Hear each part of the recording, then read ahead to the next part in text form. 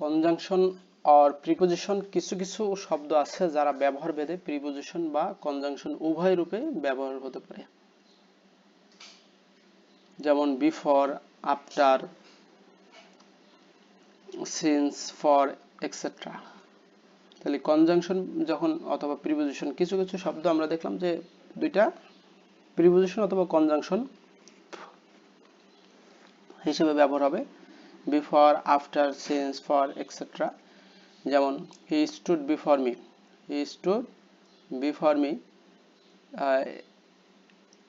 সে আমার সামনে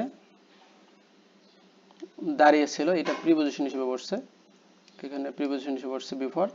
the patient had died before the doctor came, the patient had died, রোগী মারা গেল, before the doctor came, doctor আসার পূর্বে। তখন এই বিফোর হচ্ছে কনজাংশন হিসেবে বসছে। তাহলে patient had died the doctor came before the doctor came, doctor আসার পূর্বেই রোগী মারা গেল। It has been raining since morning, সকাল থেকেই কি বৃষ্টি হচ্ছে, এই সিন্স এখানে কনজাংশন হিসেবে বসছে, সরি প্রিপোজিশন হিসেবে বসছে, এখানে সিন্স এখানে preposition. It has been raining since morning, সকাল থেকে বৃষ্টি হচ্ছে, সিন্স এখানে প্রিপোজিশন।